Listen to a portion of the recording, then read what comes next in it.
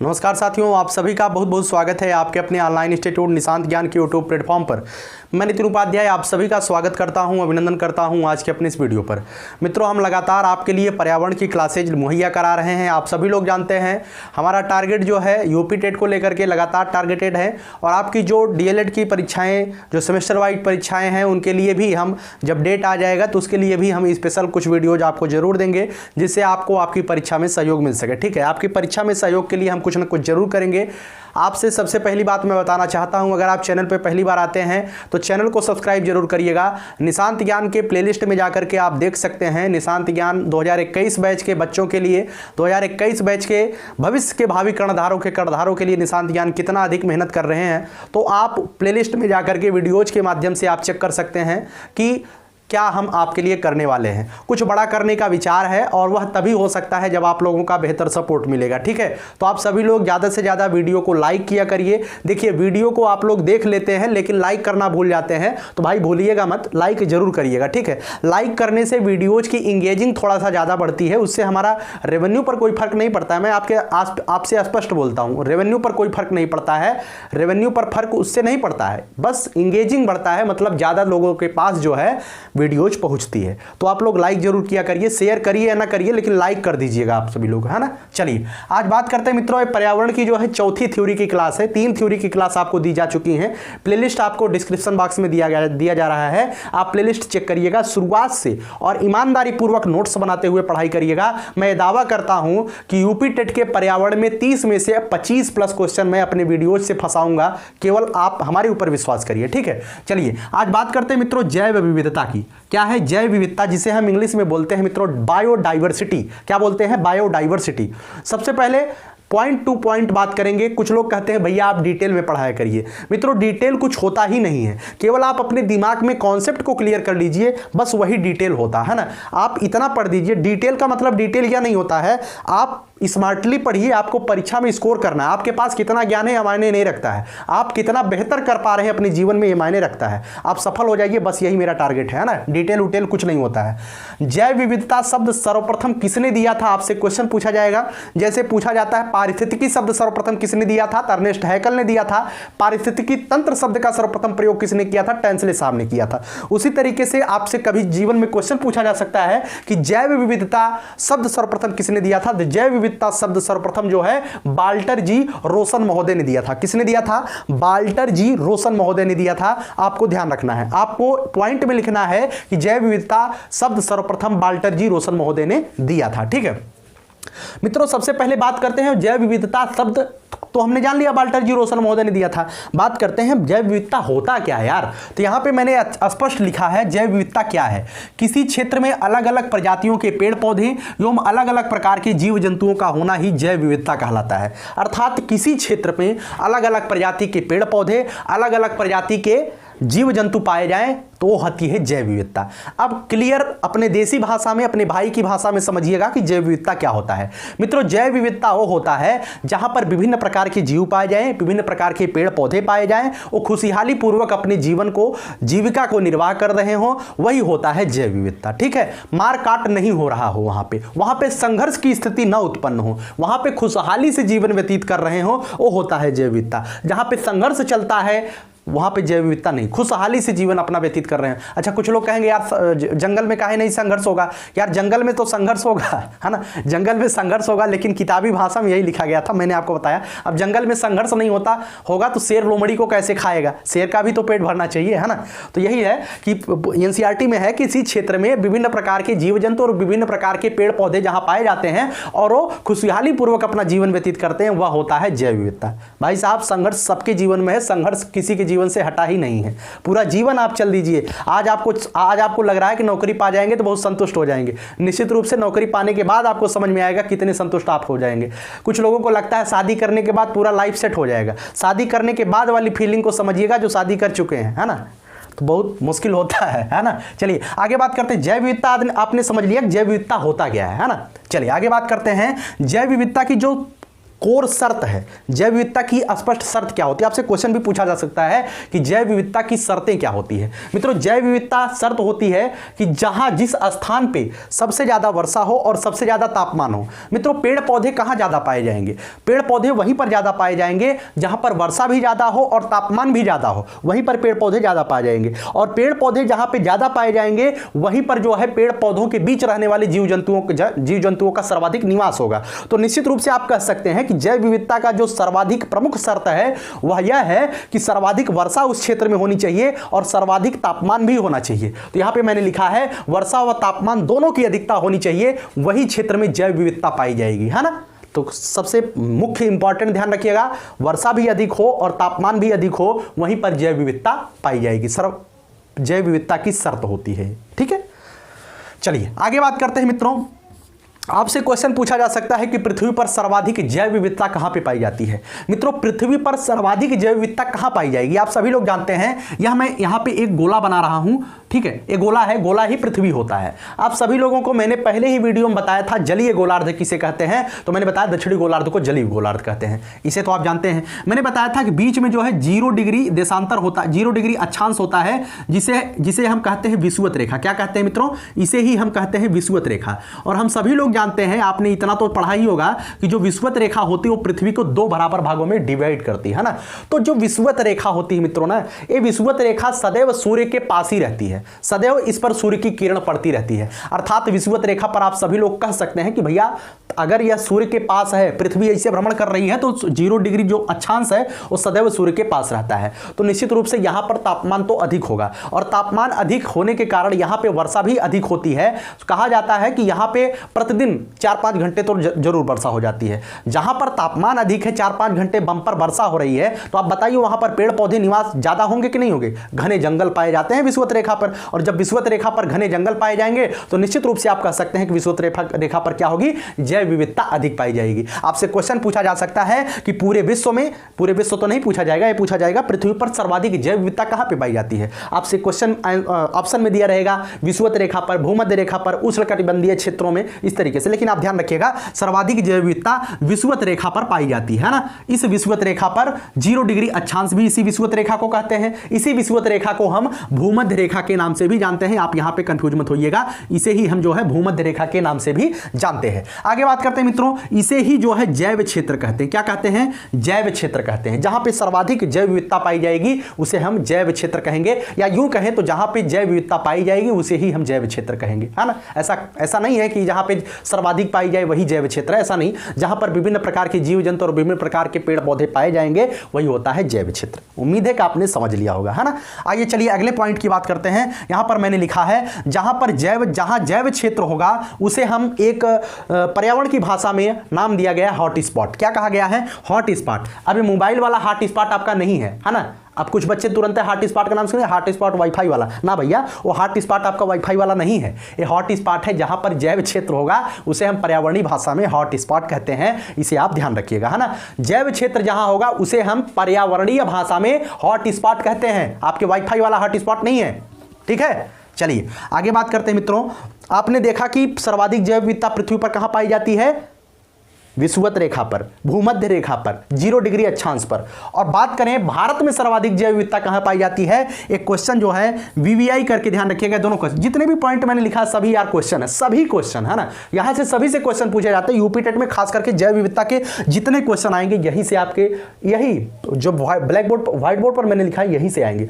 पृथ्वी पर सर्वाधिक जैव विविधता कहां पाई जाती है? विषुवत रेखा पर। भारत में सर्वाधिक जैव विविधता कहां पाई जाती है? मित्रों, भारत में सर्वाधिक जैव विविधता केरल में पाई जाती है। अब आपसे यह भी पूछ सकता है केरल में किस जगह पाई जाती है, तो मित्रों केरल में ही शांति घाटी स्थित है और शांति घाटी पर सर्वाधिक जैव विविधता पाई जाती है। आपसे यह क्वेश्चन पूछा जा सकता है कि भारत में सर्वाधिक जैव विविधता किस प्रदेश में पाई जाती है, तो केरल में पाई जाती है। और केरल में कहां पर पाई जाती है? शांति घाटी में पाई जाती है। शांति घाटी भारत देश में कहां पर स्थित है, तो शांति घाटी भारत देश में केरल में स्थित है। इसे हम साइलेंट वैली भी बोलते हैं, इसे ध्यान रखिएगा, ठीक है। तो उम्मीद करता हूं इस पॉइंट को भी आपने समझ लिया होगा।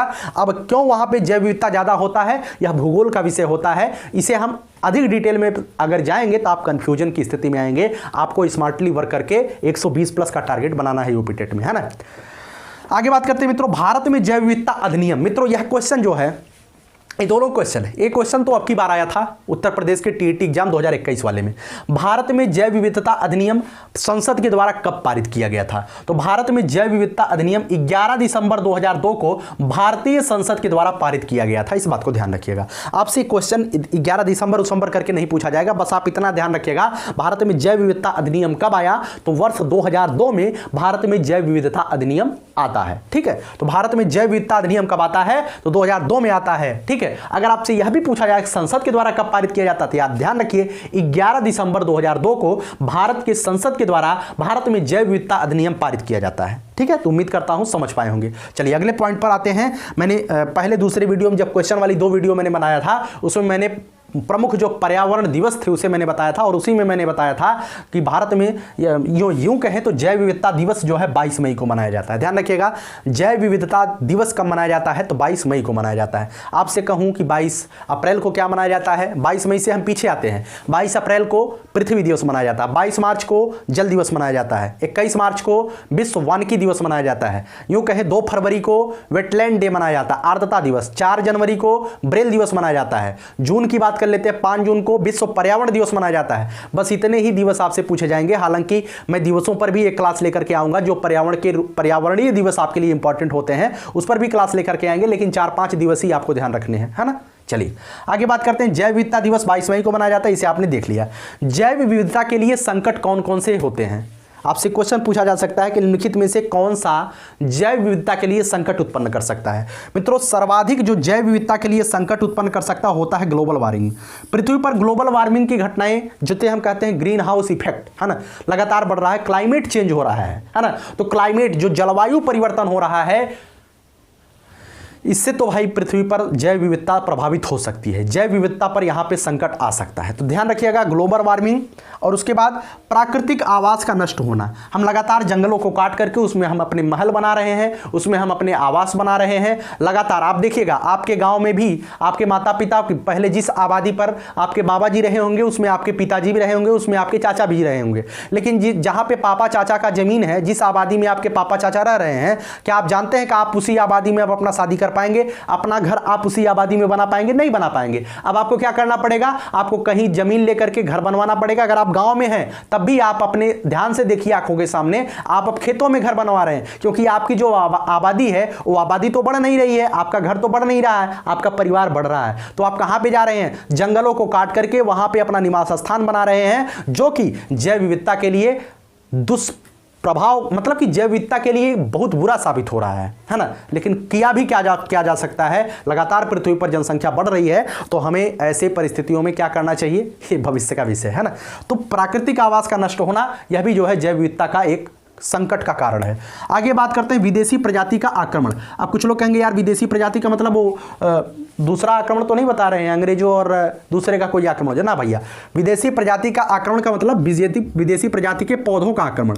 अच्छा, आप लोग जानते हैं आपके खेतों में, हमारे यहाँ तो अवधि क्षेत्र में है, एक गांजा का पेड़ होता है ना, उसमें सफ़ेद सफ़ेद फूल आता है, हमारे पूरे खेत में पाया जाता है। हम लोग जो है गर्मी के महीनों में उसे, जब धान बैठाने वाले होते हैं तो उसे हम उखाड़ के फेंकते हैं, लेकिन पता नहीं कहाँ से फिर पैदा हो जाता है। वो कहाँ से आया था जानते हैं? वो जो है अमेरिका से आया। अमेरिका में गेहूं का जो हमारे पास जो है बहुत ज़्यादा दिक्कत हो गई थी गेहूं के भंडारों की। इंदिरा गांधी के समय में वो गेहूं की खरीदारी हुई थी। आप लोग जानते होंगे 1967 में जो है हमारे यहाँ हरित क्रांति की शुरुआत होती है, और इंदिरा गांधी जी जो है उस समय प्रधानमंत्री थी, और मोरारजी देसाई की मंत्री थे उस समय। और उस समय जो है हम लोग अमेरिका से जो बौने किस्म के पौधे होते हैं गेहूं की, उसकी खरीदारी मैंने किया था, और उस खरीदारी में जो है हमारे साथ धोखा किया गया था। उसमें तो काफ़ी गेहूं सड़े हुए थे, और कुछ गेहूं के साथ ये सब मिला दिया गया था, जो हमारे पूरे भारत देश में फैल चुका है। गांजा वाला, उसे हम गांजा बोलते हैं, आप क्या बोलते हैं? उसका कुछ वैज्ञानिक नाम होगा, लेकिन उससे तो मैं मतलब कि पढ़ा नहीं कि कौन सा वो पेड़ है, लेकिन गांजा हम उसे बोलते हैं ना। तो सफ़ेद सफ़ेद फूल होता है। चलिए उस पर आप मत जाइए, बस इतना जानिए, ग्लोबल वार्मिंग, प्राकृतिक आवास का नष्ट होना, विदेशी प्रजाति के पौधे को आक्रमण जो हमारे जो हो रहा है, यह जैव विविधता के लिए मतलब कि दुष्परिणाम, क्या कहा जाता है, शब्द चयन नहीं कर पा रहे हैं, जैव विविधता के लिए दुष्कर साबित हो रहा है, जैव विविधता के लिए खतरनाक साबित हो रहा है। ठीक है, आगे बात करते हैं मित्रों। एक क्वेश्चन आपसे पूछा जाता है रेड डाटा बुक। मित्रों, जो रेड डाटा बुक होता है, इसे मैंने बताया था IUCN चलिए वो अलग बात है, उसकी हम अलग बात करेंगे। आपसे क्वेश्चन पूछा जाएगा कि विलुप्त हो रहे प्रजातियों को किस में रखा जाता है, विलुप्त हो रहे प्रजातियों का विवरण किस बुक में रखा जाता है, तो उस बुक का नाम है रेड डाटा बुक। रेड का मतलब होता है भैया लाल, और लाल का मतलब होता है भैया खतरा। खतरा वाली किताब में खतरा वाले प्रजातियों को रखा जाएगा। जो प्रजातियां खतरेबल पॉइंट में पहुंच गई हैं, है ना, खतरेबल पॉइंट में जो प्रजातियां पहुंच गई हैं, अर्थात जो प्रजातियां अपने नष्ट होने के कगार पर पहुंच गई हैं, उसे हम रेड डाटा बुक में स्थान देते हैं। अर्थात हम कहते हैं कि भाई इन्हें संरक्षण करने का प्रयास करिए। शायद आप लोग न देखे हो गिद्ध, है ना, वर्तमान के समय में तो हम तो गिद्ध देख ही नहीं रहे हैं, कभी कोई गिद्ध पाया जाए। वर्ष 2000 से पहले, 2004-5 से पहले यहाँ अपने उत्तर प्रदेश की बात करें, किसी भी प्रदेश की बात करें, गिद्ध बहुत ज़्यादा पाए जाते थे। लेकिन वर्तमान के समय में गिद्ध जो है विलुप्त प्रजातियों की श्रेणी में आ गए हैं। कारण क्या था, हम पर्यावरण के अगले सेशन में बताएंगे क्या कारण था, जब हम वैसी बात करेंगे, है ना। तो रेड डाटा बुक में विलुप्त प्रजातियों को रखा जाता है। अच्छा, आपसे पूछा जाए यार विलुप्त प्रजातियां किसे कहते हैं। मित्रों, ये भी क्वेश्चन आपसे पूछा जा सकता है कि विलुप्त प्रजाति क्या होती है। जो प्रजाति 50 वर्ष तक, 50 वर्ष, जो प्रजाति 50 वर्ष तक अपने निजी आवास पर न दिखे। अगर कोई बत्तख है, बत्तख जल में 50 वर्ष तक ना पाई जाए, कोई बत्तख देखने को ही ना मिले, तो हम कह देंगे कि भाई ये प्रजातियां जो है विलुप्त हो चुकी हैं, है ना। अर्थात 50 वर्ष तक अगर कोई प्रजाति अपने निवास स्थान पर नहीं पाई जाती है, तो हम यह मान के चलेंगे इनका पूरा संसार ही नष्ट हो गया, इनका कोई आल औलाद बचा ही नहीं, इनका पूरा वंश ही सर्वनाश हो गया, है ना। अगर 50 वर्ष से पहले कोई छोटा मोटा साल 2 साल में कोई चीज़ दिख जाता है, तो हम कहेंगे यार अभी बचे हुए हैं, लेकिन रेड डाटा बुक में उसे शामिल कर देंगे, है ना। तो विलुप्त प्रजाति, चलिए संकटापन्न, इसे जो विलुप्त हो गए तो विलुप्त हो गए हैं, लेकिन इसे हम रेड डाटा बुक में विलुप्त प्रजाति को रखा जाता है। यहां पर विलुप्त प्रजाति के स्थान पे अगर संकटापन्न प्रजाति आ जाए तो वह सर्वाधिक बेस्ट है। यहां पे विलुप्त प्रजाति मैंने लिखा है, विलुप्त प्रजाति मैंने जहां से सोर्स से लिया वहां पे विलुप्त प्रजाति लिखा है, लेकिन संकटापन्न प्रजाति भी आती है। जो संकट में है उन्हें संकटापन्न प्रजाति कहते हैं, और यह रेड डाटा बुक में लिखा जाता है। तो विलुप्त प्रजाति भी लिख देते हैं, कोई दिक्कत नहीं होती, है ना। आगे बात करते हैं मित्रों, यहाँ पे मैंने एक पॉइंट लिखा है टाइगर प्रोजेक्ट, है ना। ध्यान रखिएगा, मैंने आपसे कहा 1972 में क्या हुआ था, स्टॉकहोम सम्मेलन हुआ था स्वीडन में। स्टॉकहोम सम्मेलन 1972 स्वीडन में हुआ था, आप सभी लोग जानते हैं। उसके बाद जो है यूएनईपी की स्थापना होती है 5 जून 1972 को ही। 5 जून 1972 को ही यूएनईपी की स्थापना होती है। यूएनईपी का क्या होगा, यूनाइटेड नेशन इन्वायरमेंट प्रोग्राम, है ना, यूनाइटेड नेशन इन्वायरमेंट प्रोग्राम। इसकी स्थापना जो है 5 जून 1972 को होती है। इस वजह से 5 जून को हम क्या करते हैं, विश्व पर्यावरण दिवस मनाते हैं। 1972 में स्वीडन का स्टॉकहोम सम्मेलन, 5 जून 1972 को यूएनईपी की स्थापना, मुख्यालय नैरोबी केन्या में। इस वजह से 5 जून को हम विश्व पर्यावरण दिवस मनाते हैं। उसके बाद क्या होता है बताइए 1972 में। चलिए आगे बात करते हैं मित्रों, टाइगर प्रोजेक्ट 1973 में आता है। मैंने बहुत ही बार पढ़ाया, टाइगर प्रोजेक्ट 1973 में आता है। और इसकी शुरुआत कहाँ से होती है मित्रों, टाइगर प्रोजेक्ट की शुरुआत उत्तर प्रदेश से होती है, यह भी आप ध्यान रखिएगा, है ना। टाइगर प्रोजेक्ट की शुरुआत उत्तर प्रदेश राज्य से होती है, ठीक है। तो उम्मीद करता हूँ जैव विविधता से जितने भी पॉइंट थे, मुझे यूपी टेट में जितने भी पॉइंट ऐसे लगे कि यूपी टेट में पूछे गए हैं। और अच्छा, पृथ्वी के फेफड़े किसे कहते हैं, आप यह बताइएगा।